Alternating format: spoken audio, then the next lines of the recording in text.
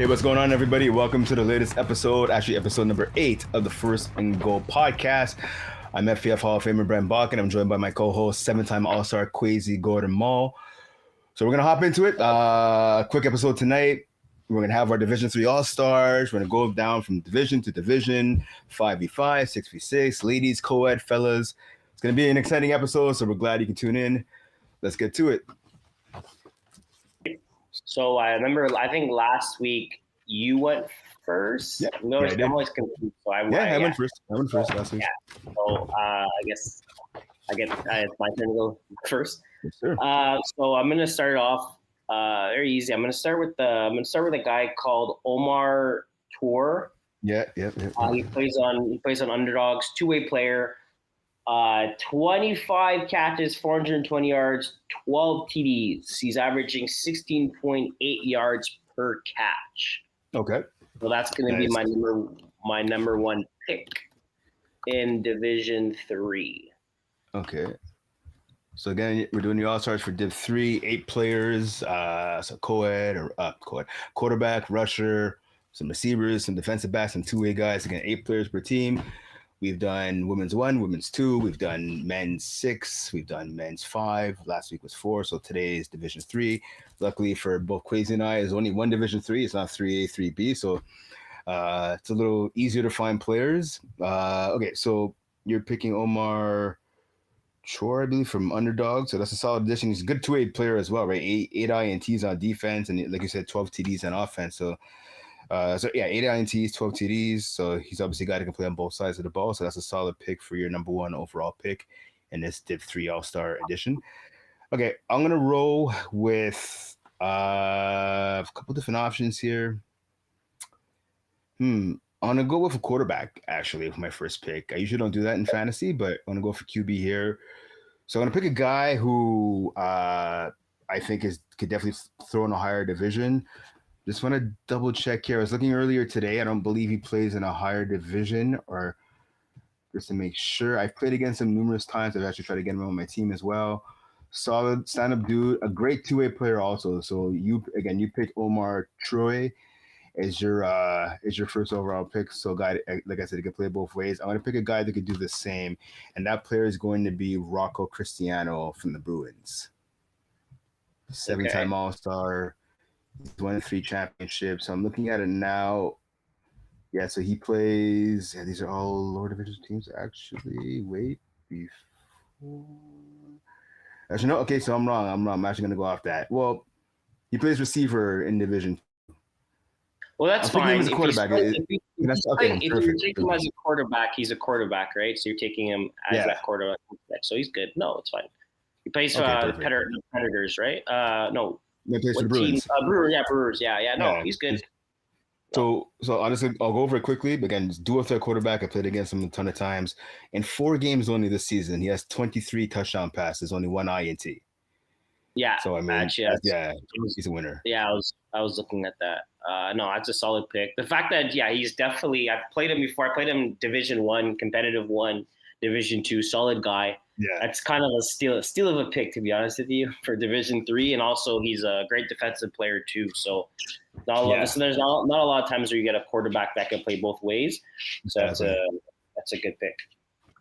Okay, so my turn. So since you picked the quarterback, I kind of could not even go away from that. I get to pick my quarterback last now. So there's a couple guys I don't have to worry about. I'm going to go with Matty Freeman. Fredman. Oh, Marty. Sorry. Marty Freeman, yeah.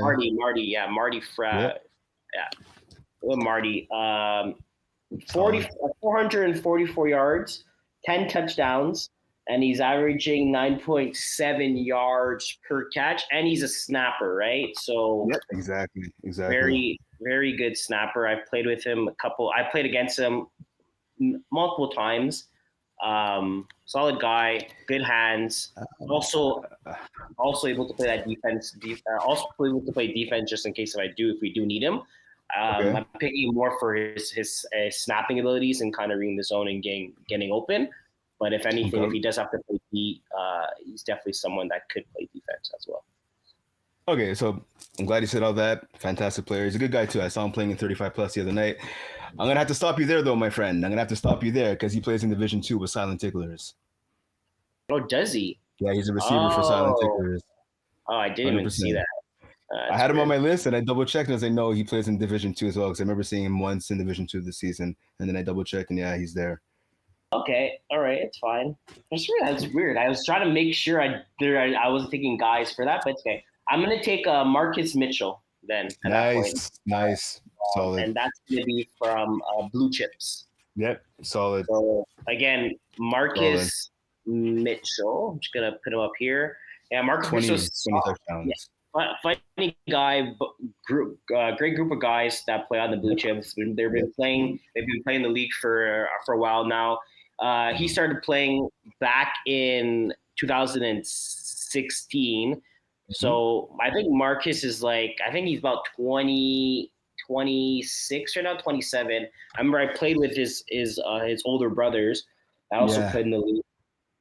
So solid guy. Right now, stats wise, he has 30 catches for 386 yards and 18 TDs, and he's averaging 13 yards per catch.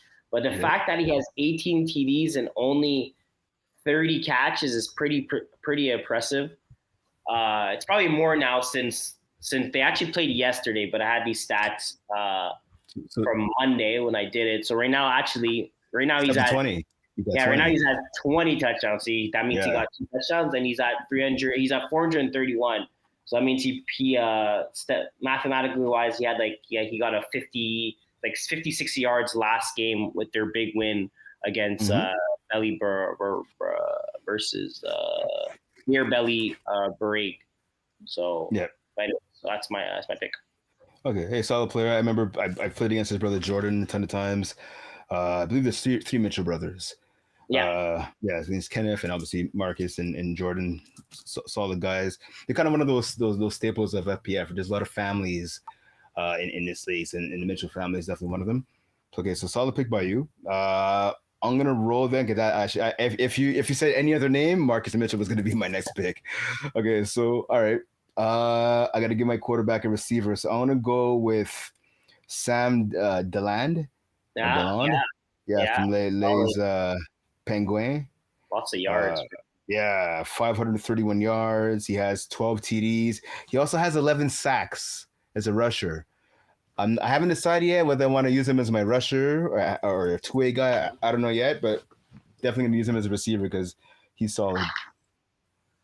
Yeah, no, solid, solid. He was, to be honest, I think that was gonna be my next pick that I was gonna go for. So it's a good swipe, well, swipe steal for you if you didn't end up taking him. All right, so he's gone. He's gone. I'm gonna go back to the receiving side. I'm gonna go Okay. with Norish, Surish. Yeah, sure, actually, yeah, for never overtime, solid. Yeah, I'm not sure if I pronounced your name wrong. Sorry, guys. By the way, I'm really bad at pronouncing names, so don't feel any type of way. I mean, it is what it is. That's one of the 30. highlights of the show for me, honestly. Listening to you pronounce names is one of the highlights. Yeah, it's not my thing.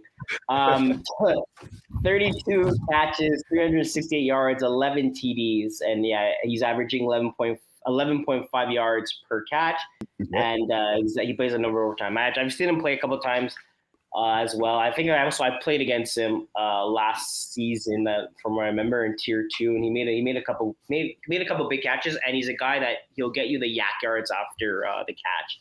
So that's Right. why his stats now is even showing that he's good. He gets 11.5 yards per catch, because if you Okay. end up missing him, whatever, he will get some extra yards if Okay. there's missed Okay. tackles. Okay. All right. I like that pick. I like that pick. Pick 3 for you Okay. there. I'm gonna share up my defense right now. Okay. So I went with Sam Ballon from the Penguin, I think it's pronounced. I'm gonna go for Yeah. his teammate Jean Christophe, or I imagine they probably call him JC Vienne from Les Penguins. He leads Div 3 in tackles with 32. He has 7 INTs, 1 return for a touchdown, 4 pass deflections. Sorry. So Jean-Christophe Vienne from Les Penguins, who I want to go with here. Okay. Need to start my defense a little bit. Some guy with tackles. You like to see it. See, that's one thing I have to say. For Division 3, it was very hard when it comes from certain guys, right? Because for the viewers that are watching this, we're not taking guys that play in the lower division. So if you play Division 2 and Division 1, like most of the guys do, we're not going to be choosing you. It's more guys that are focused in Division 3, so they actually get a chance to become one of our all-stars and one of our draft picks. Yeah. So defensive wise, it was kind of hard to even find a lot of these guys because it's more spread out. You don't have these big numbers as you do like in Division 5A and 5B, where you have guys like 14 interceptions, 15 interceptions like that. So it's way more spread out. Yeah, I actually had him too on my list. He's actually a twin. Oh, really? Yeah, he's a twin. Yeah.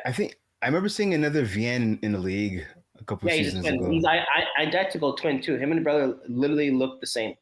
Wow. They play. They play in the Saint Jean Souchier tackle 7-on-7 league. So I played with them. I played with them in that league with Tam, and I also played with them in I forgot what division it was, but for FPF. But yeah, they're twins. It's kind of funny when you see them both on the field, both athletic, quick guys. They're more bigger guys, but they used to play tackle.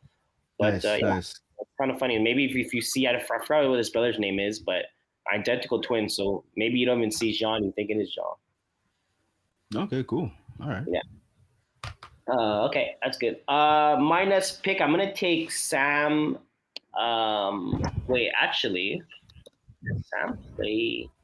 No, he doesn't actually. I'm not sure of that. I'm gonna take Sam Ass. I didn't pronounce. I know what you're taking. His last name, but Sam, I'm taking you. Sam's yeah. Sam's a player, to be honest with you. So Sam, I don't know how long he's been playing in FPF right now. I know it hasn't been that long, since winter 2022. He started with Team Sexy. I actually remember him playing on Team Sexy. Mm-hmm. And then now he's just emerged. He's a guy he still plays in those low divisions like the 4A, 5B. Yeah, but he could fit into Division 2 team, Division 1 team. You know, like if he finds his role and he gets involved with the quarterback and kind of the decent scheme, he could ball out. He's very athletic. He has good hands. He get to a spot when he has to get to a spot. And so he's impressive. To be honest with you, when I saw him not playing in Division 2, I was like, okay, this is going to be a sneaker. He's going to be a sleeper pick if you 100%. Think if he's playing, because to be honest, I would have thought he was playing Division 2. Division 1, I knew for a fact he wasn't playing, but Division 2, I was like, oh, I think he's playing. And then I was like, let me double check and look. And then I saw him like, oh no, he's not playing. He's only playing on for Idaho, Ida Pims. He's not playing on the Division 2 team. So. Yeah, that's my next pick. Hey, listen, solid player. I had a chance to speak to him actually last Wednesday. I'm recruiting for my Division C team. Great dude, great player. He's a guy like I've noticed him from scorekeeping, right? Like playing with his friends. Like one of the guys you had on, I believe your Division 5 All-Star team was Keon Cyrus. So they play together with like Freshman XL, with Team Sexy. I think there's another team they have in there that's like a hybrid. The McGill swim team. So basically 3 teams with a lot of those guys kind of going back and forth between all 3 teams.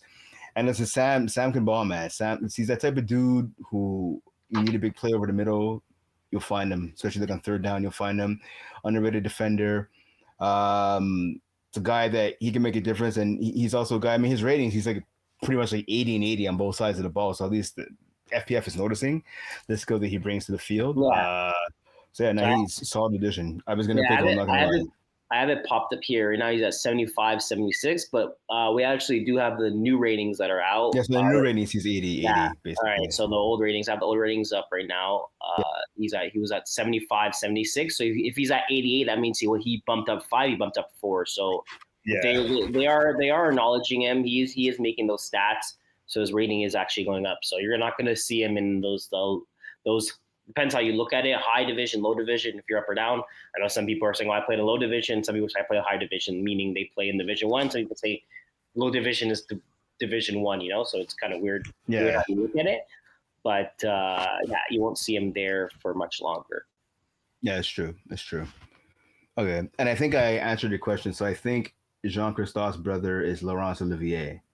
Okay, yeah. I'm looking at the profile picture right now. And same beard, same kind of Yeah, no, goatee going exactly. on. No, like you won't even realize. Like if you see them, you're like, oh, you have a twin. You be Yeah, exactly. Yeah, so I think it's kind of like we have to you have to have 5 plays to be eligible to play. Yeah. He's the type of person where, like, if let's just say he does get hurt and his twin's not and his brother's not on the team, he's not playing. Like, you could do a little swap there, and no one exactly. The benefits of having an identical twin. I know some guys in my early days of FPF that used to do that stuff, and yeah, so, if you can do it, why not? If you can get away with it, why not? Okay. So my next pick, I'm gonna go for an all-star, a guy that can play any position on the field. You mentioned him actually a few minutes ago, and that's gonna be Tam Valedeth. Hope I'm pronouncing that right. By now I should know his last name or how to pronounce it correctly. So Tam of Barbecue Chicken, 4 interceptions on defense, 1 INT. He returned for a touchdown. He has 22 catches, 5 touchdowns on offense. He's a guy that I'm gonna have as my snapper because he can snap. He can play quarterback for you. He's even thrown. I think he's throwing 9 TDs for Barbecue Chicken. I know he's not the starting quarterback. I think he should be. He'd be an upgrade over the guy they have, but that's neither here or there. So yeah, Tam is going to be my pick. He's a Hall of Famer. He's a stand-up guy. He could call your plays on defense. He could be your leader on offense. So I'm gonna roll with Tam.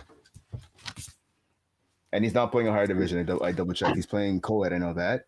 And he's coaching. To be honest, I saw Tam. I know you played for Barbecue Chicken, but I figured he was playing Division 1, Division 2, so I didn't even. I thought so too, because his team is his usual team in Div 2. Your squad. Yeah, exactly. Yeah, exactly. Yeah, I know. I thought he was just playing with someone else, but it's a good sleeper pick right there. Damn right, man. Damn right. Did my homework. Very I would have loved to. Cam would have I probably would have took Cam as my snapper, to be honest with you. Just because also he's a big defensive mind too. Exactly. Okay, I'm gonna go a rusher. Get out of the way. I'm gonna take Raf Morelli. Yep. I'm gonna get I want even though you have a rusher, but just in case if you decide to keep your guy as a defender. I was gonna pick Raf next. I'm not gonna lie to you. You take Raf, and then I'm kind of in a situation where there is an air rusher that I was looking at, but you know what? Might as well get out the way. Raf is a solid rusher. I believe he's probably gonna be one of the rushers that are coming up right now. I play with Raf in my 5v5 competitive. Mm-hmm. And he gets the quarterback, and he's the type of guy where he's not scared to kind of put his hands up, engage the quarterback, and also get involved with the defense too. So when we do make certain play calls, like if it's man-to-man, he understands, okay, man-to-man, that means I can maybe make a different rushing approach because the quarterback's not going to have those hooks, like he's starting to understand. He's starting to understand how a defense works, and you kind of really want that with rushers. That's something that's kind of really impressive to me when I'm on teams and I'm making a call and the rusher's kind of like listening. And I like to know that they have that defensive mindset, So if I call a 1-3 or a 2-5 or a 1-2, they're like, okay, 1-2, the corner's dropping, the half is going across the field. And that means I should take away that angle because the other guys are squeezing in, Exactly. So he's one of those rushers that do understand that now. So he's starting to, I think to be honest, I think he's probably gonna be one of the he's gonna be one of the top 5 rushers. I actually think he's one of the top 5 rushers right now. Top 5, maybe like top 5 going up, maybe 6, 7, but as right now, he's gonna be one of the top 5 rushers. Okay, he's not already one of them. Yeah, well, that's it. You know what I want to do, actually? I think in a future episode, if we have time this season at least to do it, we should maybe get our top 5 or even top 10 guys of all time at every position, and ladies as well, at every single position, like quarterback, receiver, just defensive back in general. You don't want to do like linebackers or whatever, but top 5 or top 10 defensive players and top 5 or top 10 rushers. Because I think Raf, all time in the history of FPF, listen, the league is 20 years old, right? There's been a lot of great players who have rushed. I've had a chance to play with some of them, as have you, right?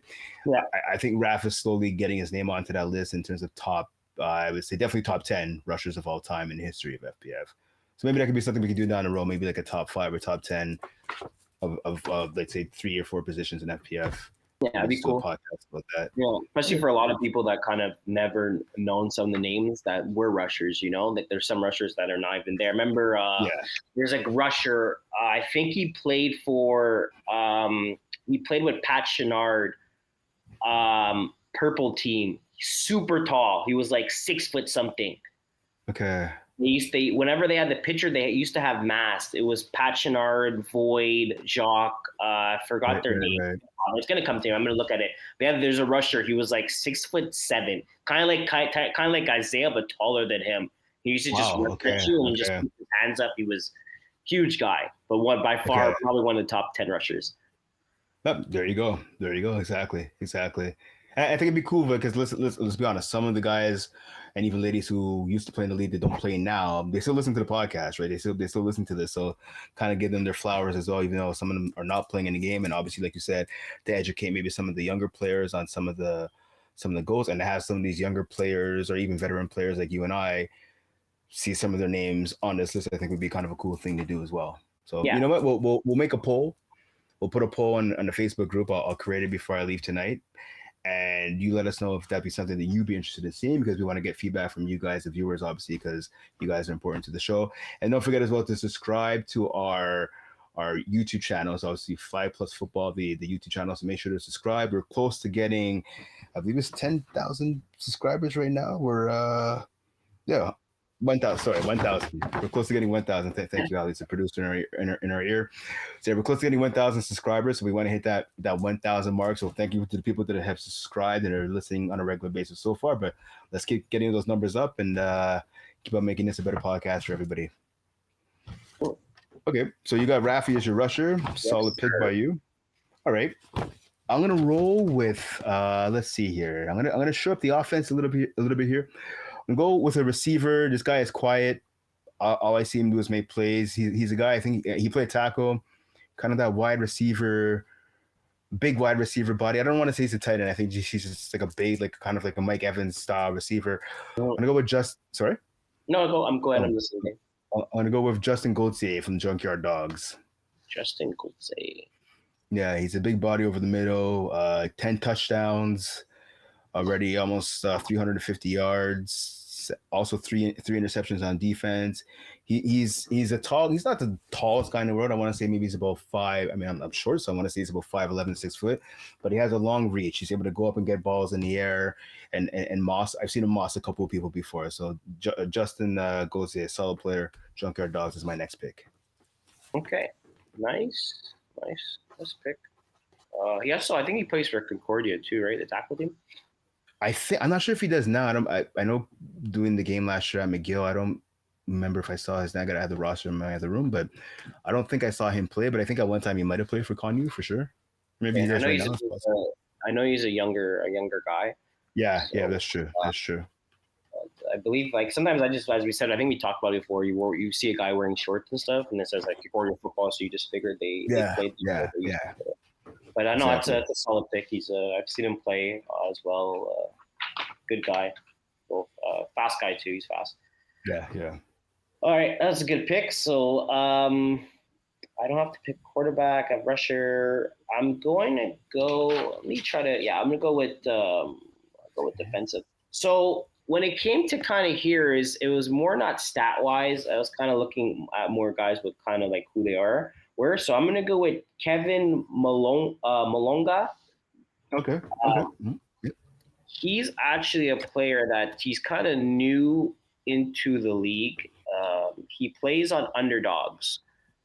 He played underdogs. He actually played tackle when I think he's maybe 2 years younger than me. He played tackle at University of Montreal, and then he transferred to University of Sherbrooke. So he's a DB. Okay. His stats are not that impressive. He has 2 INTs and 1 pick. But, again, he understands how to play DB. He is a DB, so he's a solid guy to have on the defensive front. Right. Okay. Yeah, that's a solid pick, man. Okay. I remember seeing his name when I was going over some guys.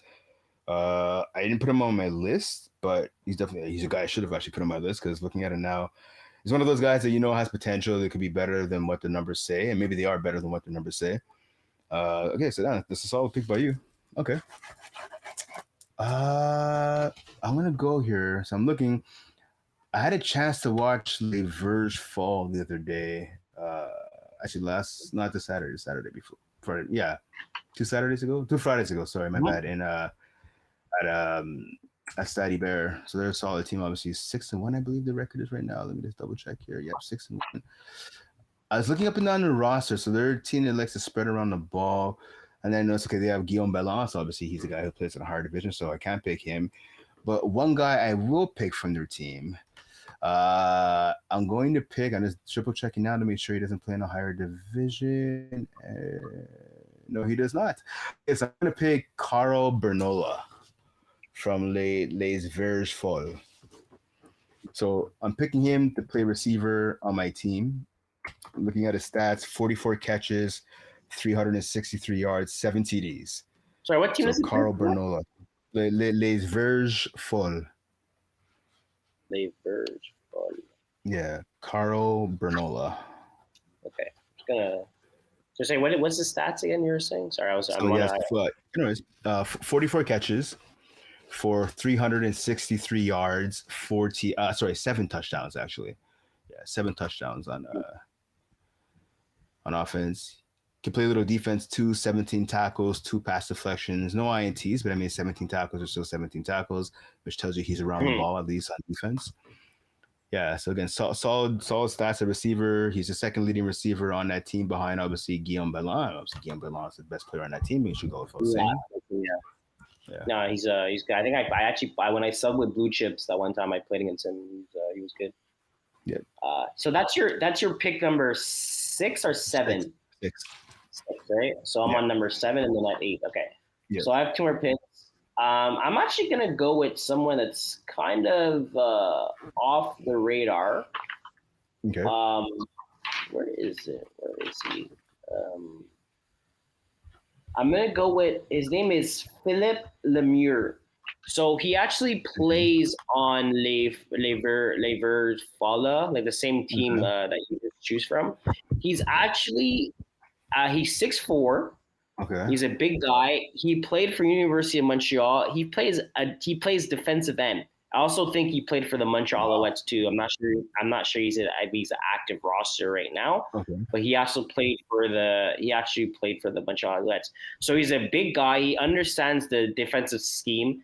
So he actually lined up against me and he gave me a solid press. And I guess the rest kind of just let it go. But he was one of those guys where I was like, okay, he knows how to press. He's a big body as well too. He's like, I was looking up his name. To be honest, I wasn't sure exactly what his name was. So when I was trying to see who he was, I Googled him, whatever, and I saw he played in Montreal, Alouettes, whatever, stuff like that.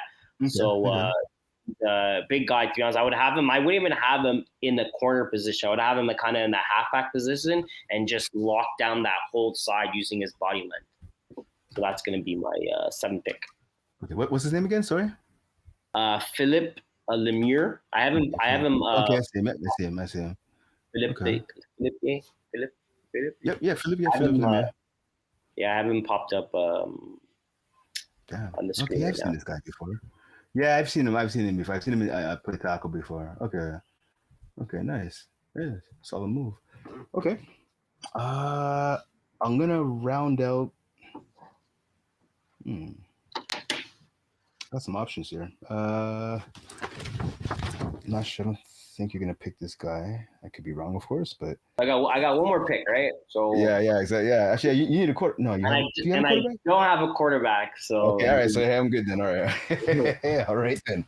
Okay, so I'm gonna roll with. So it's a guy I saw a few weeks ago. I mentioned him, on Kung Pao in Division 4.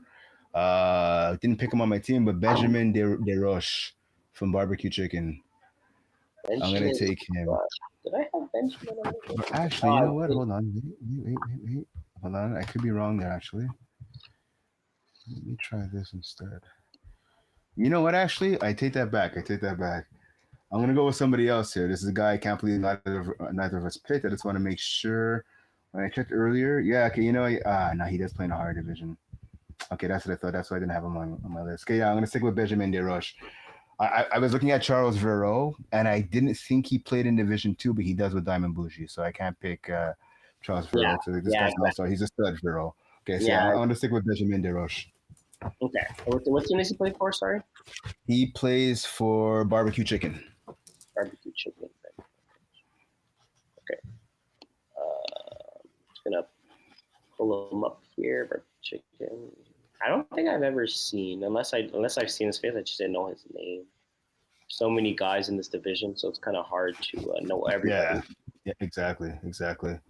Yeah, I seen him play a few weeks ago. I was filling in for scorekeeping in Saint Laurent, one of those filling games. I think it was two Oh, Thursdays okay, ago. Benjamin. Yeah, okay, I know who this Yeah, is. he's Good good. guy. You know, he actually reminds me of, and it's he actually reminds me of Joey. He has the Joey look.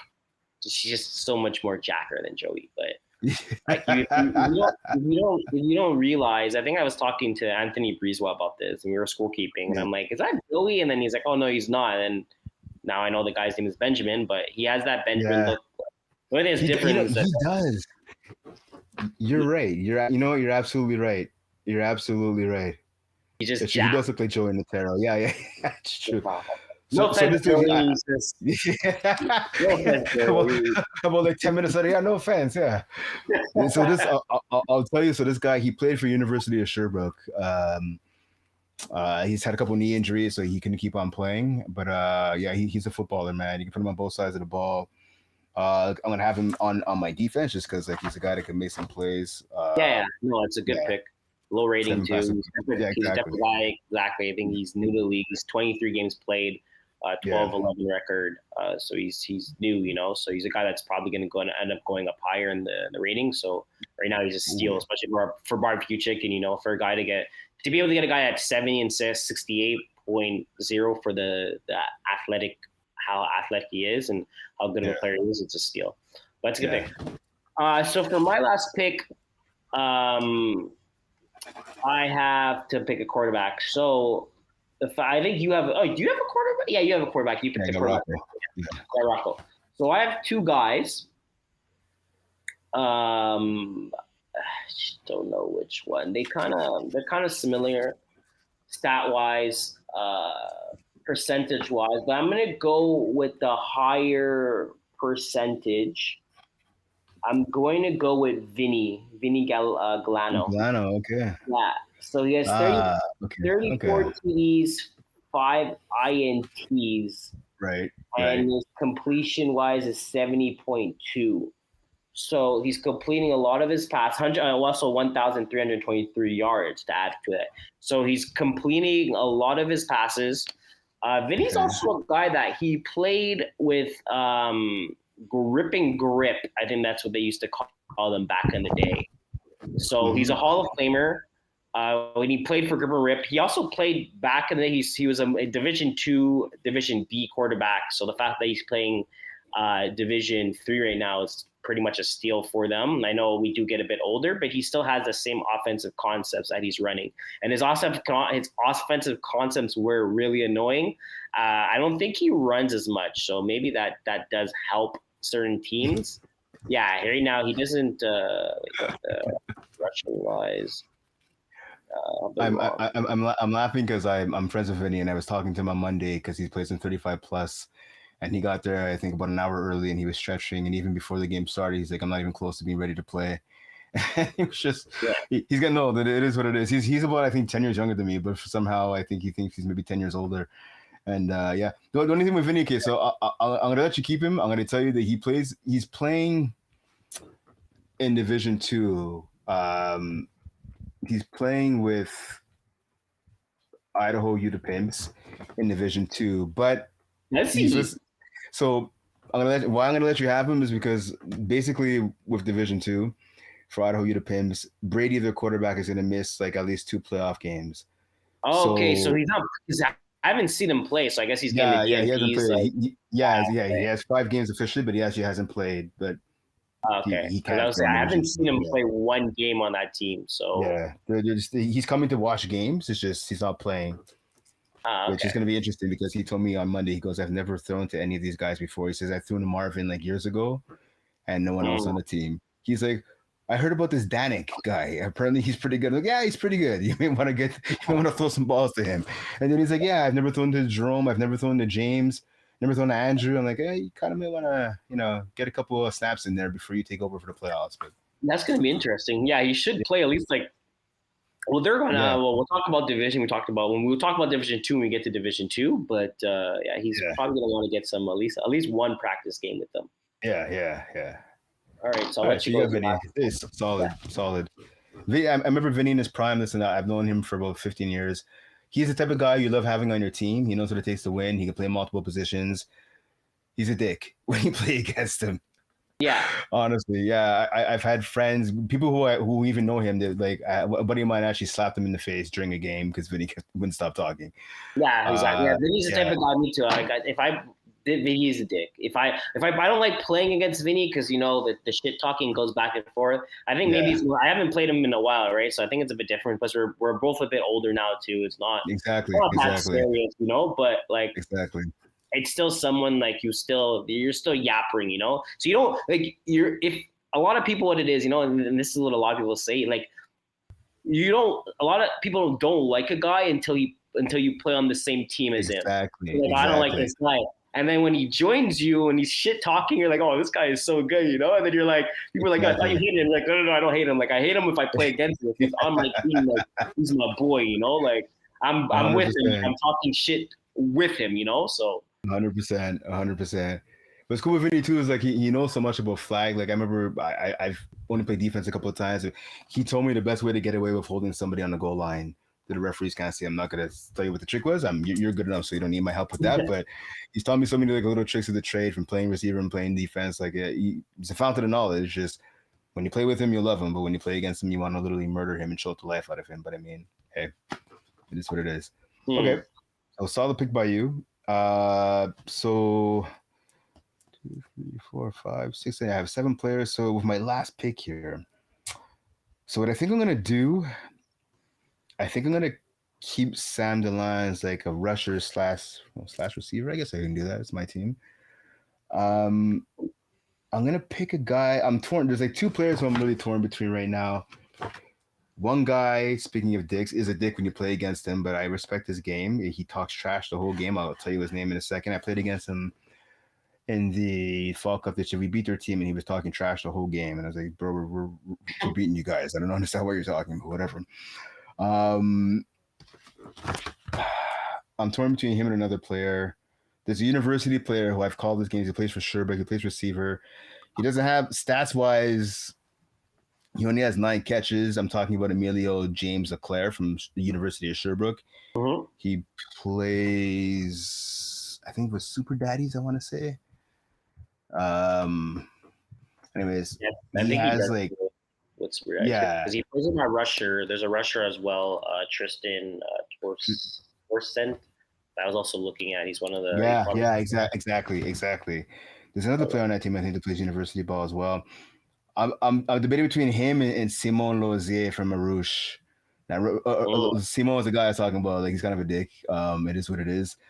But he has some skills. His specialty. He'll drop a couple of passes, but he'll catch more than he drops, and he's great at like getting those jump balls and that. You can put him on defense. He has speed. He has length. He has some solid size too.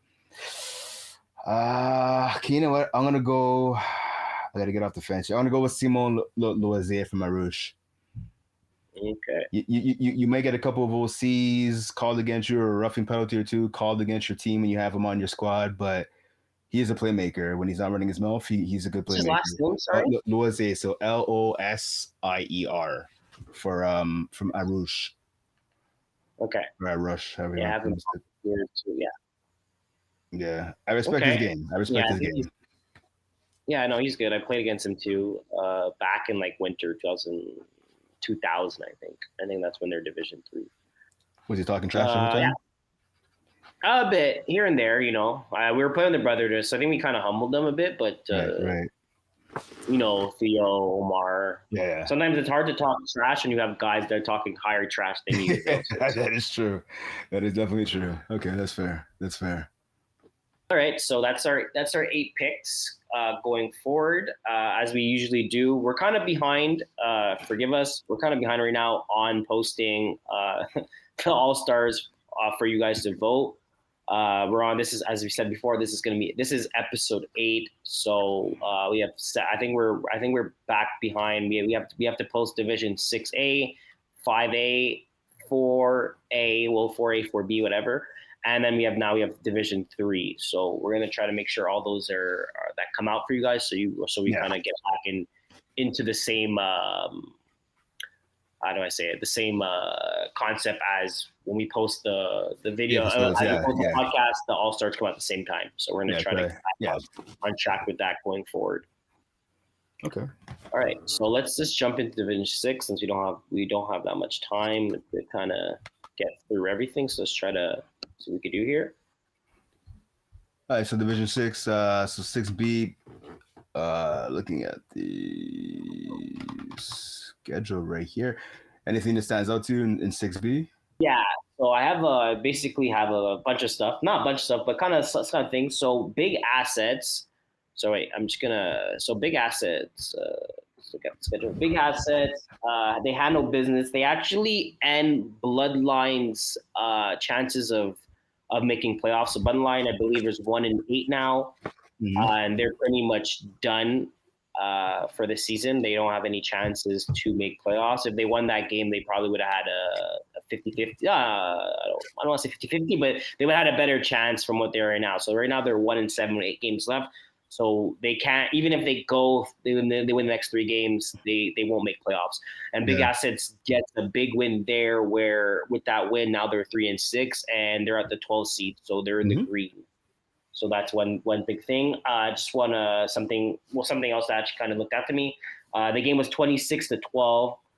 Justin Salonga as the quarterback. He only threw for 47%, so not that well. 2 TDs, but he got a huge pick 6 to pretty much seal the game for his team and get that 26-12 win. So that's something that was pretty good. And also, just a shout out to Towers FT, I believe it was. They ended up losing their game 44-25, but the receiver Joel Vowels Burnett, he actually went off for 6 catches for 154 yards and 3 TDs. Something kind of. Even though you guys lost by 20 points, it's still pretty impressive for you to score 154 yards and 3 DDs.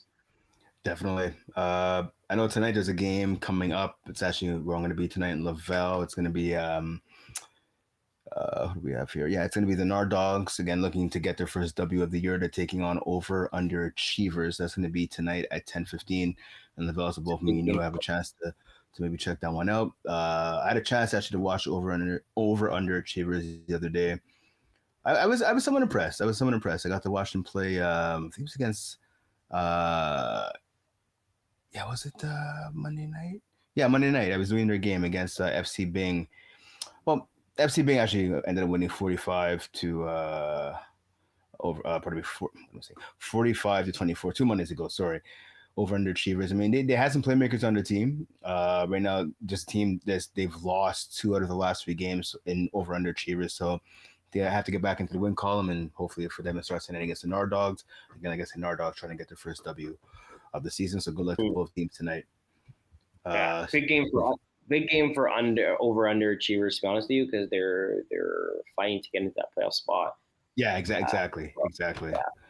Exactly. So that's about pretty much that's pretty much all I saw. I saw also this coming up week. A lot of the games they do matter, but not as much as Big Assets is playing CAF 67, and also you have Underachievers. Underachievers is playing Bet the Over as well. So those are also 2 very big games that are going to be happening next week as well. That's for sure. Yep. That's it for me for Division B. I don't know if you have anything else. No. Okay. Let's go to 6A. I got the schedule right here. So tonight at Chateauguay, it's 90s Classics against Mean Machines, and LVL Jack Boys against TD Brothers at Steady Bear. this Sunday there's only one game. Well, this weekend there's only one game. It's Sunday, Swiffer Wet Jets against Angry Birds, and then there's 4 games going on Monday. Very good football team against Red Zone Buzz. That should be actually a pretty good game.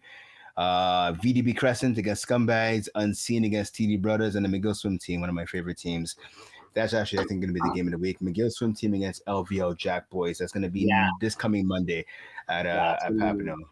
That's going to be a good game. That's going to be a very good game. I have that in my notes here. As kind of go backtrack a bit from about the games happened last week, I kind of realized that pretty much all the teams that were supposed to win won. So nothing really kind of changed. As you said before, McGill Swim Team versus L Jack Boys is going to be a very good game. Same thing for Unseen versus TV Brothers. So basically everything that you have, I basically have, and that I kind of saw for the division. So I have nothing really much more to say about the division. It happens sometimes, man. It happens. Yeah. All right, so let's hop over then to the 5B, or yeah. Well, actually, I lied. Very good football team is playing Unseen. So those are actually 2 teams that are kind of fighting for a playoff spot at the end of the day. So that's going to be a very good. They're playing versus Red Zone Blitz. So Red Zone Blitz, they're in the 13th seed, very good football fees, and 15th seed. So the winner of that most likely would get that jump in a bit higher because they both have only. Red Zone Blitz has 3 games left. Very football game has 2. So it's kind of like win you kind of have a bigger chance to make playoffs. Lose your playoff situation gets a bit worse. Yeah, exactly. But that's it. All right, so we go to Division 5B. Okay, so 5B, looking at the schedule, 1 game tonight, Chattagee. So Demons, actually, this should be a really good game. Demons against Les Mangeaux des Banges. That's actually going to be a really good game going on tonight to close off week 11. So that's a game that everyone should be keeping an eye on. I'm just trying to look to see where both teams are in the standings right here in Division 5B. You know, the Demons, definitely a team that likes to talk a little bit of trash, and they definitely feel like they're the best team at 5B without a shadow of a doubt. So Les Mangeaux is in 7th right now, and Demons are in 12th, actually. A bit surprising, 4-3. I know the Demons had a quarterback change this past year, so that could be Max Gannett, I think, who used to be the quarterback. They have a new passer now, I should say. So obviously a bit of an adjustment period for them, but a big game for both teams, right? Demons right now they're in 12th. 16 teams made the playoffs. They're trying to climb the standings a bit. If they're able to knock off Les Mangeaux des Banges, that would tie them. Well, we tied them wins wise. Both teams would have 5 wins, but then Les Mangeaux Band went out for 11 points. So they would Les Mangeaux des Band would actually be 1 point up if they lost tonight to Demons. 11 to 10. Yeah, it's gonna be very interesting. Something to look at from the following, so the previous weeks, the week that just happened. Mm-hmm. I want to give a shout out to actually Les Mangeaux. I think it's Les Mangeaux des Banges. They played no punt intended. I think that's the no name. pun intended. Yeah. Yeah. So they had a game. They finished 50. It was 52-45, but you had 3 players. So in total, 2 players on Les Mangeaux des Banges, and 1 player no pun intended. So you had Joey Garavel with 3 TDs, Raphael Deselli with 3 TDs, and you had Simo Seknikal with 3 TDs. So it's sometimes it's kind of interesting when you see 3 receivers with 3 TDs each. Also, they had each quarterback threw a pick 6. Yeah. So that's also something to kind of was when I was looking at the stats wise and kind of the games, I kind of saw that and I was like, oh, it's pretty interesting. 9 TDs separated by 3 players. Well, there's also each, and then Yeah. Definitely. And then we have some big games also this week coming up as well. You have Sours, I think is it Sourpuss and Diddlers. Sourpuss versus Diddlers. That's gonna be a big game for especially for playoffs for Sours. Right now they're in the 17th seed, trying to get to that playoff spot. And they have Sleeping Nobody, no pun intended, kind of in their way to get those 8 points. And the Muddy Ducks, Demons, they have a lot of those guys that are that 8 points as well. So they kind of need that win. You have Hard Knocks versus Dirty Dogs. That's actually going to be a big game for Hard Knocks. Right now they're 2-4, so they kind of have to make that playoff. They're trying to make that playoff jump. And then you have Sleeping I have Sleeping Nobody versus No Pun Intended. No Pun Intended right now is 4-4. 4-4, 8 games played. Sleeping Nobody's 4-5 and 9 games played. So that's going to be whoever wins that game, they're going to kind of switch spots, So that's going to be a big game for both of those teams. That's pretty much all I saw for Division 5B. And I know so a chance for guys like teams like Flag Dealers. They're winless, so it's 4 winless teams, right? Flag Dealers, there's Mama's Favorite, going out of business, Lazy Mortal, again, still looking for their first W of the season. So hopefully these teams at least could end the season on a bit of a positive note. For sure. Okay, let's hop over to 5A now. Yeah. So 5A, huge win for Vince City, I want to say. Yeah, Vince City, huge win for them because right now they were I think they were in like the 20th seed. Now they're in the 17th seed. So they're approaching closer into the playoffs. 16 teams make the playoffs. So huge win for them. They got a big win beating Orange Crush, which is pretty much the bottom of the barrel, but it is what it is. They won 48-25. Anthony Riparsho, I think, the quarterback, he went 20 for 25, 250 yards and 7 TDs, plus he got an INT as well. So that's something just kind of goes to show that they kind of balled out. Yeah. They got that win that they needed, so they're kind of one step closer to make that playoff push. Yes, yeah, you're right. Yeah, Robichaud. So it's always good. So Anthony Robichaud, like you said, 7 touchdowns. He only had 5 incompletions. And I always say if a quarterback has more touchdown passes than incompletions, he or she is doing something right. So good job by Anthony Robichaud. Spreading around the ball too, right? 7 TDs to at least 4 different receivers. Antoine Cote with 3. Laurent Phillips and Orange with 2. On the other side, though, so like we look at not Vice City, but Orange Crush, right? So at least Whitfield Mandane, 4 catches, 3 of them went for touchdowns. And it's not like he had 4 catches for like 10 yards. No, he had 4 catches for 72 yards. So, I mean, he showed up. Unfortunately, his defense didn't. You give us 7 TDs. That's a little too many to give it to anybody. So, yeah, that's why one of the reasons why they came out on the losing end. Looking at some of the games, so 2 games tonight, Super Troopers against Thunder Buddies. I'm actually really looking forward to that one. Unfortunately, it's not on Laval. It's Sadie Bear, so it's going to be Terry Babalis going against Kenny Batoulier. I know we talked a bit about that game last week, so that's the game I'm looking forward to. Vice City, again, like you said, they beat Orange Crush. They have a chance to get another win. Second win in 3 days. They're taking on the Texas Whales, so I think that should be a decent game as well. Tonight, I know this weekend is about, I think there's 5 games. No, actually, I'm wrong. 1, 2, 3, 4, 5, 6, 7. 7 games this weekend. No flags given. Yeah, it's a lot. Definitely there's a lot. No flags given underdogs. Baby Sharks, Ambush. 2 of the games that are actually kind of really big games are going to be Deep Shots versus Pump and Dump. Yeah. Both teams that kind of need to get they kind of need to get some wins, and also Brewers are basically right now are do or die right now versus Ice Up. Same thing with Thunder Buddies as well. If Thunder Buddies don't get the win tonight, they're definitely going to need to get there. If Thunder Buddies don't get a win tonight versus Super Troopers, they're definitely going to need to get a win next week versus Orange Crush, which is it's a bit a higher percentage since Orange Crush it's actually 1-6. So I mean, hopefully for them, they kind of handle business. They get a chance to get closer to a playoff spot. Yeah, again, we're gonna have to see what happens. I mean, like you said, it is going to be tough for them. So hopefully they can kind of get the upset victory over Super Troopers. I know, right? Old Pats, they're taking on, I believe, Reborn Prospects. Yeah, Old Pats against Reborn Prospects. So that's a game between the top seed and Old Pats against the number 16 and Reborn Prospects. That's going to be going on a week from tonight. So next Wednesday in Laval. That, I think, for me at least, that's going to be, I think, the game of the week. We'll talk a little bit more next week. A little preview, a little teaser right there. Yeah, exactly. Definitely something that's going to be interesting. Okay, so let's move over now to 4B. Yeah. Oh, no, 5A. So is it 5A? No, we just did 5A. Yes, right. Yeah, 4B. I was right the first time. Yeah, you're right. You're right.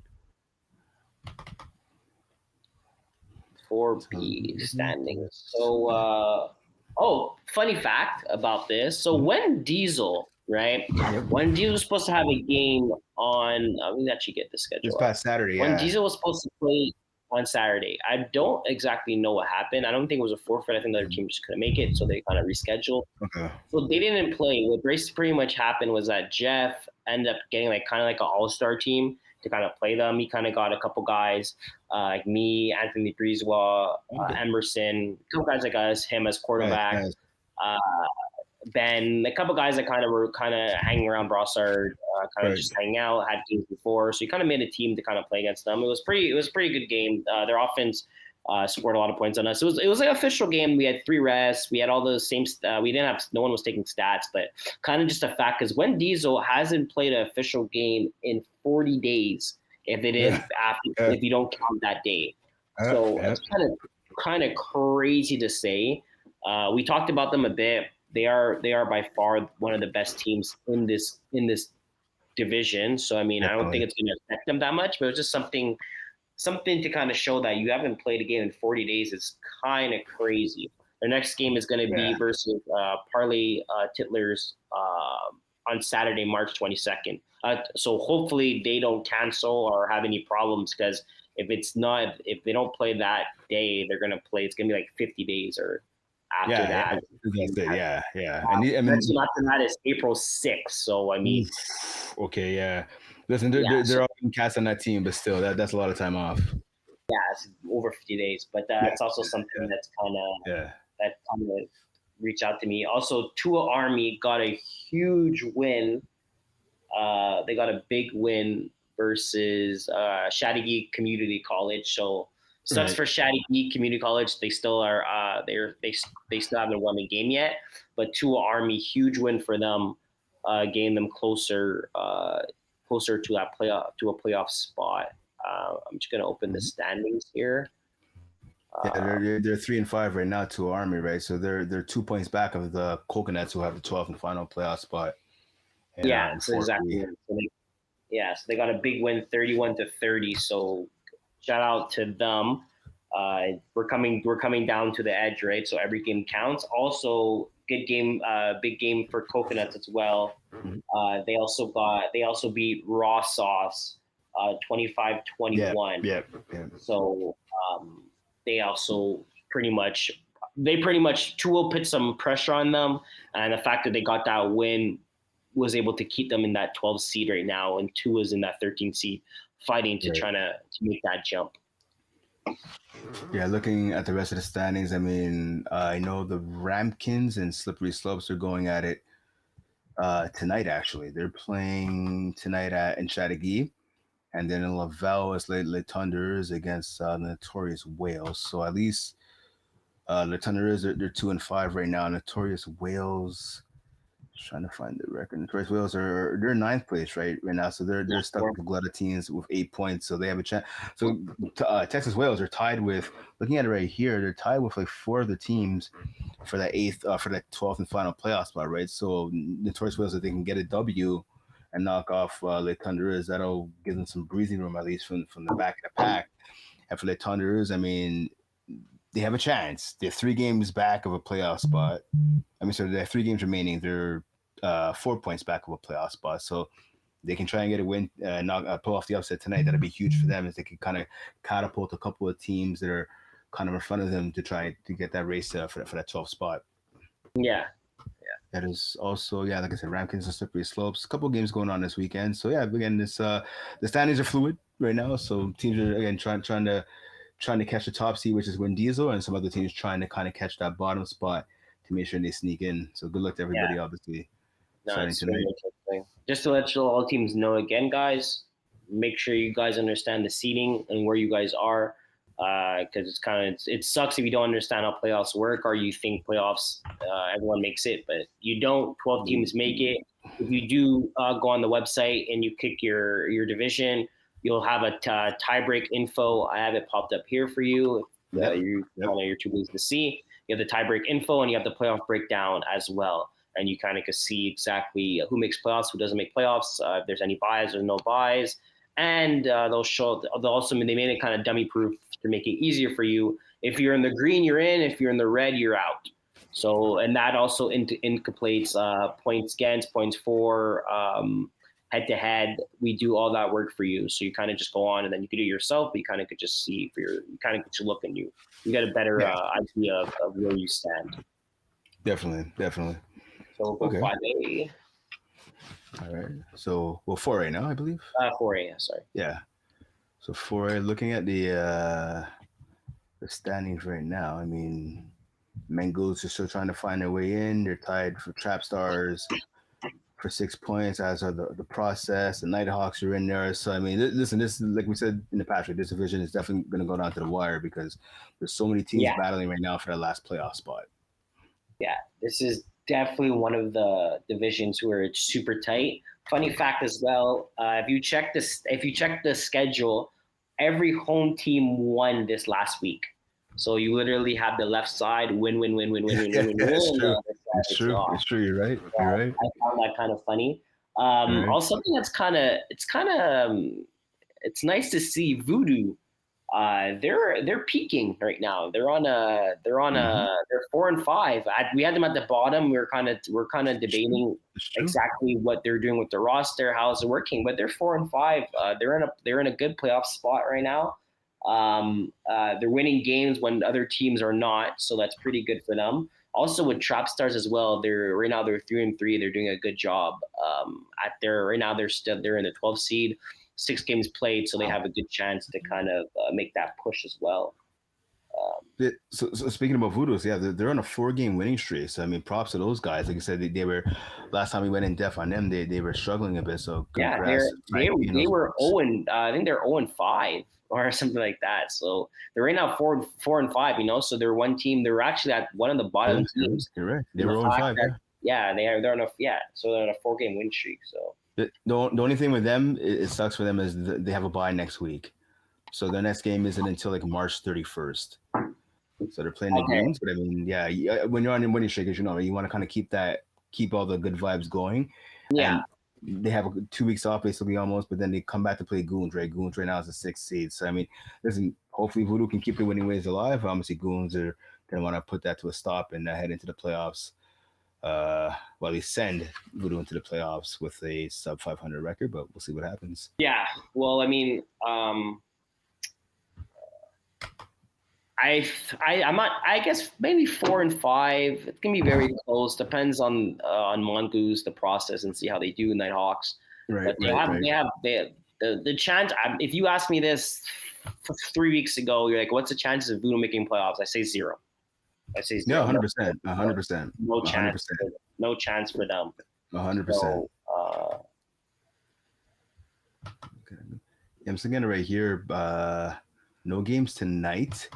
I know there's a big game coming up. Trap Stars against Goons. I talked about obviously Trap Stars trying to punch their ticket into the playoffs right now. They have that last seed.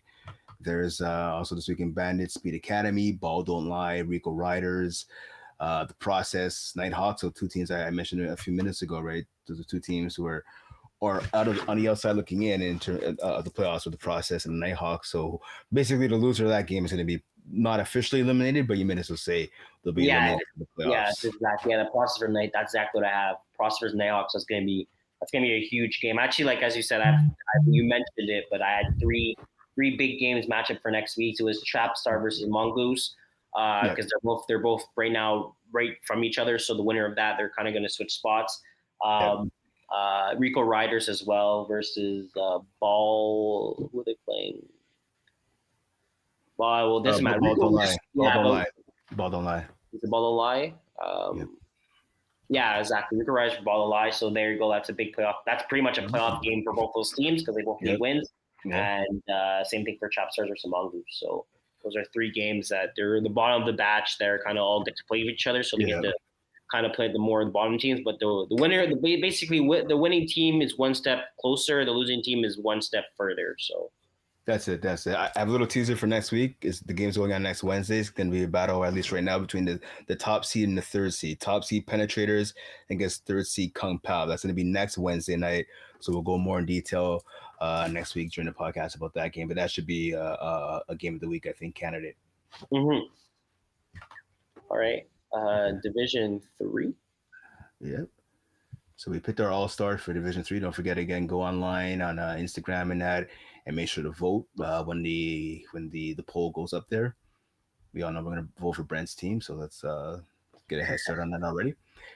Okay, so looking at the schedule for 3, go. Yeah. So do I have any? Sorry, I made notes for all these games. No, So no worries. There's so one game division. tonight. There's one game tonight in 3. Nomads against the Roosh. That's tonight at Chateauguay. Okay. So Division 3. I was gonna ask you. So Idaho. Idaho Pimps, right? So they get a big win versus Statics 36-32. Yep. They are 9-0. They are 9-0 right now. They are one game for having a perfect season. Yeah. They're playing Blue Chips. Right now, Blue Chips are kind of on a roll. Yep. They're peaking high right now. Do you think Idaho finish this? Do you think they finish the season 10-0, or do you think Blue Chips is gonna give them a run for their money?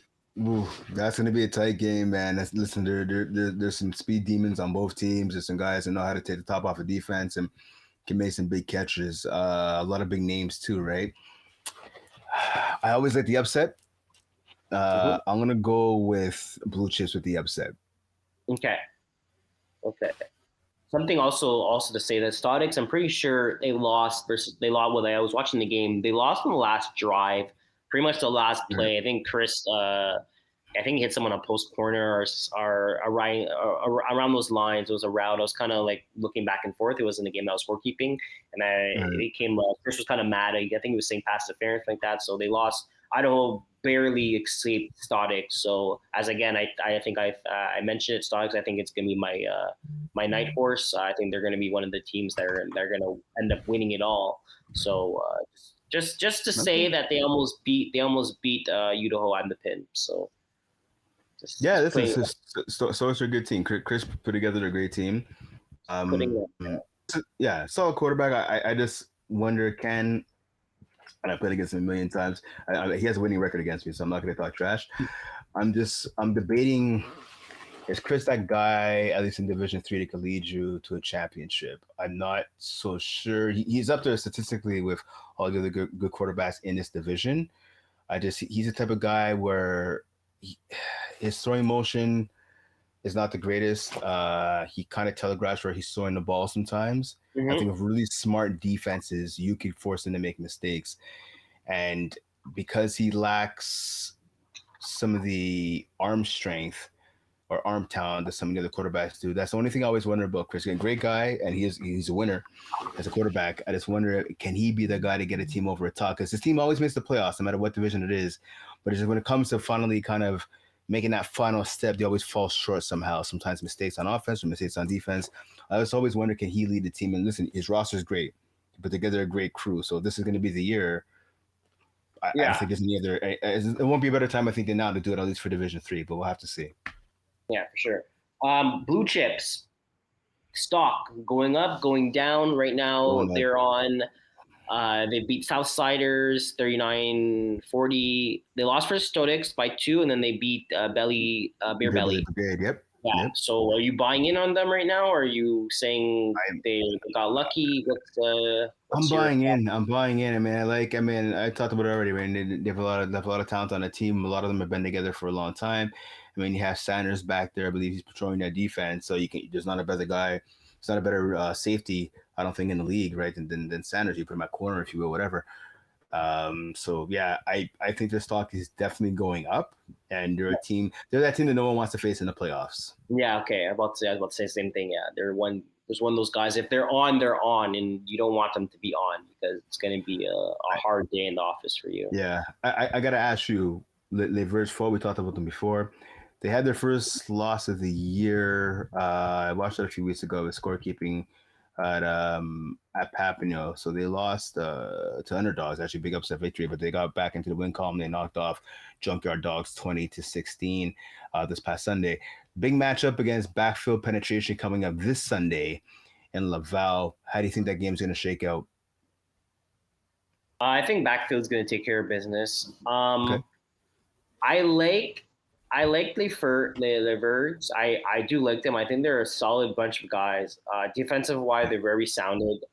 I think they have a lot of guys that do play that position. Mhm. I just think backfield's going to be just a bit too much. I think backfield's going to have a bit more better matchups. I also want to give a shout out to the quarterback that plays for backfield. Alessandro Yeah, Berrettoni. Bear. I like Bear. To be honest with you, it was hard for just to get since we talked about Division 3. Yeah. Bear is also going to be my second pick. I was kind of hesitating between him and Vinny. But I think Bear, I do see him throw some very bad interceptions sometimes. Yeah. We talked about it. Baker Mayfield, right? We talked about it. Yeah, so that's the reason why. But he's having an amazing season. Yeah, 40 he is. TDs, Yeah, he 5 is. INT, 5 sacks, completion wise, 77.6 on his passes. So he's having a great year. So I just think they're going to be just a bit too much firepower going into that game. And also, I don't know who's. I guess you're gonna. It's gonna be a big matchup. You're gonna have Jalen Grease versus Guillaume Bilan. And then you have Nicholas Copini. Like you have other guys that are gonna plug in when you're like, okay, I feel like it's gonna be a good matchup between Guillaume and Jalen. But then you have Nicholas Copini, like who's gonna go on him with his speed, you know? Then you have Raph also as a type of guy that he's a big rusher, but he is someone that he will hit you for a 40-yard touchdown if you miss his flag, you know? So that's true. Anthony Lazara is also a very big body. Like I just feel like they just have a bit more firepower that the Verge are going to be able to handle. Okay, fair enough.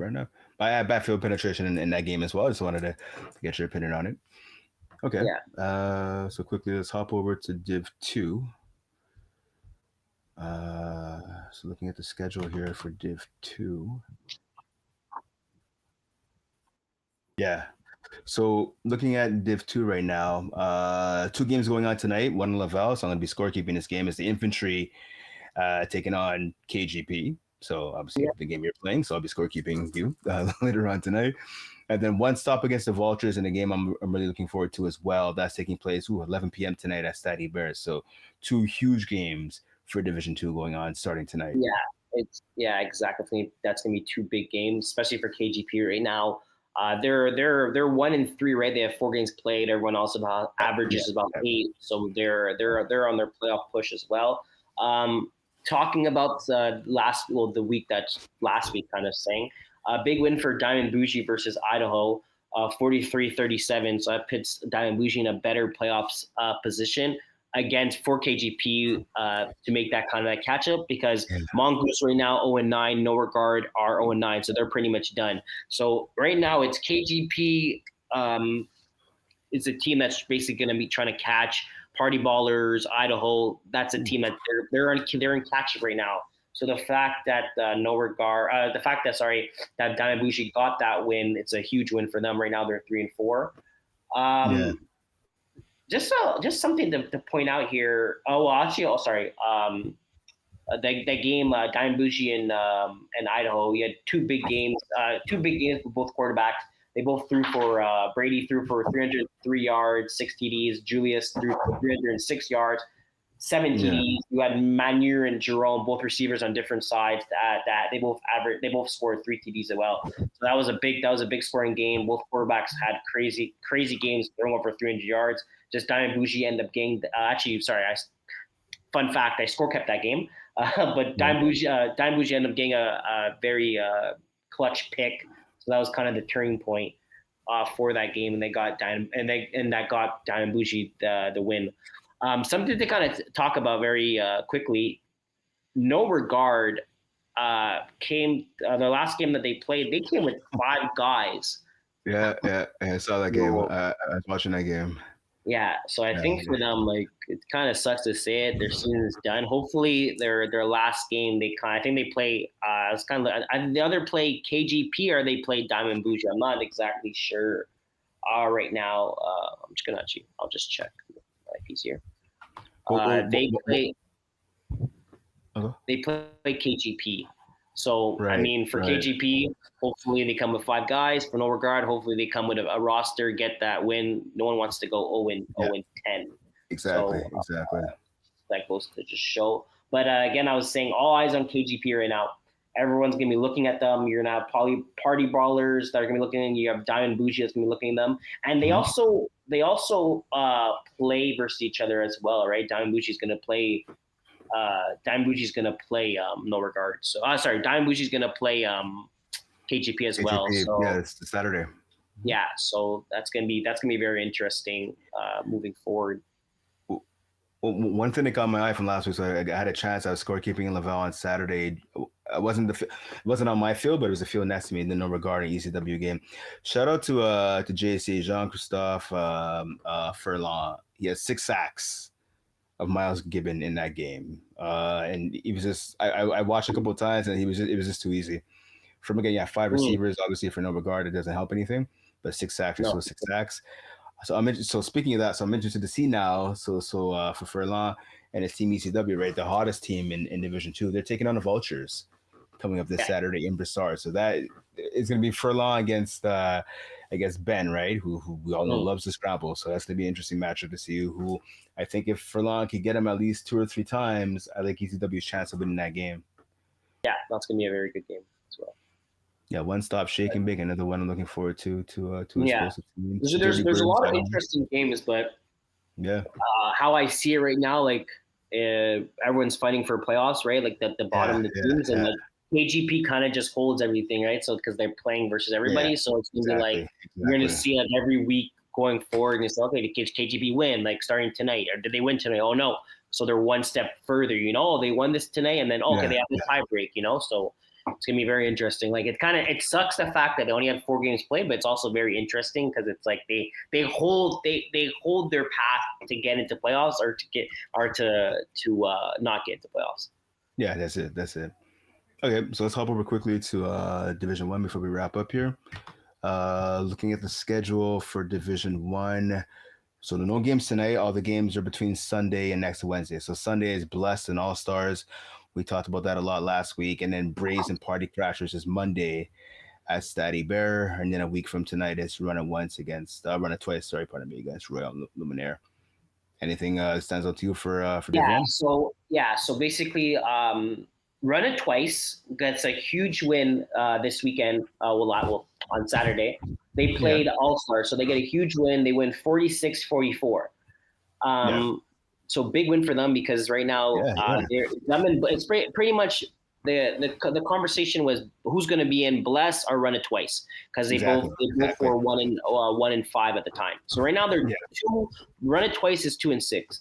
Then you have Bless that gets a huge win versus Royal Luminaire. So they get a huge win as well, right? So right now they're 2-6. What's very interesting in the schedule is that Blessed last 2 games is against All Stars. Yeah, exactly. So exactly. Right? And then Run It Twice plays Royal Lemune, which doesn't really matter as much, but they also play All Stars again, right? So they beat All Stars and they played it again. If Bless somehow gets 1 win versus All Stars and Run It Twice also gets one win versus All Stars, that puts All Stars in kind of a sticky situation here because they could lose the tie break, which for some reason, let's just say they do finish a season where they only go 3-7 for some reason. So let's just say they lose both games to Run It Twice and they lose 1 game versus Bless and they beat Bless by 1 game. But let's say Bless beats them by more points, right? And then it ends up being a 3-way tie or 2-way tie for some reason like that. They could actually get bumped out of playoffs, which would be crazy to even think Kevin Wyatt missing exactly. But they kind of have to realize they kind of have to go because they have 4 games left. They play I know they play Run It Twice once. They play Blessed twice, and I think they also play Royal Lemire too. So I mean, I don't think they should lose versus Blessed twice. I think at worst they share that 1-1. But even at that fact, if they share the 1-1 and Blessed beats them by more points, and then they have Run It Twice beats them again, and then Royal Lemune beats them, they're going 3-7. And 3-7, exactly it. It's going to put them in a very sticky situation. So just something to kind of show. I was looking at the standings. I like, okay, it's between Bless and Run It Twice. Whoever wins more, whoever gets that extra win, it's going to be between them. But the fact that they both won last week and now they're putting pressure on All Stars, and we're going to see that All Stars are going to be playing both of these teams. It makes it very interesting. So that's something that I was kind of looking at. Also, something that's also kind of interesting. Braves. Do you think they're going to go 10-0 this season, or do you think? Yeah, 100%. Yeah, they smoked Flag Wasak. They finished exactly. Party Crashers. Party Crashers will be a more competitive game, but I mean, I think they're going to be Party Crashers, and then after that, they have Royal Luminaire is the best chance to knock them off. Maybe they can, but I think the Braves are going to find a way to pull it out as they always do. I think they're going to finish 10-0. Okay. All right. So I think Jesse has a very good game plan when it comes to the Braves. He has a deep roster as well, so I think that's going to. I think Party Crashers are going to just they're going to crash. I think they're going to get kind of not ripped apart, but I think Mayer's going to kind of pick and choose where he wants to get the ball. Again, Party Crashers type of team that they're super athletic, but sometimes they just don't click. It's very weird. You have all these athletic guys that play with each other, but just something just does not click with them. So I think Braves are going to kind of just Mayer's going to just drive in the field, pick his matches when he has to, get that W. But I think Royals going to be one of the teams that they're gonna put a fight for their money. Oh, definitely. Listen, there's three weeks left in the regular season for Division One, so all the games that have a ton of importance. So make sure to tune in and check out the games. Go by the different stadiums, different complexes, and check it out because the playoff. Everything right now. Will the Braves finish 10-0? Will Bless get in? Will Run It Twice get in? Will the All Stars fall? We have to wait and see, right? That's why we got to watch the games. Yeah. So this wraps it up for the first part of our podcast. We're going to come back later in the week with women's co-ed, all the co-ed divisions, and 5v5. So yeah, we're going to have that for you guys next week. And don't forget right now, so the spring registration has opened, right, on the flagplusfootball.com website. So if you haven't put in your team yet or you're trying to finalize your roster, there's still time. I'm actually in that boat as well, trying to finalize my roster. So if you haven't, get on there. If you want to make changes to your roster, just get on there, flagplusfootball.com, and register your team because spots are filling up really quickly. Again, and don't forget once more, subscribe to our channel, the Flag Plus Football YouTube channel, and you have the First and Goal podcast playlist. So make sure to like and subscribe and to especially follow the podcast. It's an exciting time right now in sports, right? March Madness is coming up. I'm a Duke fan till I die, so that's my pick for the tournament. NFL free agency is a week old. We have a new prime minister in Canada. It's a good time. Quickly, who's your pick for March Madness, Quaysie? I'm probably gonna go with I don't know Duke. Duke is I haven't watched basketball as much, but it's only when it comes to March Madness I kind of get into it. But I like Auburn.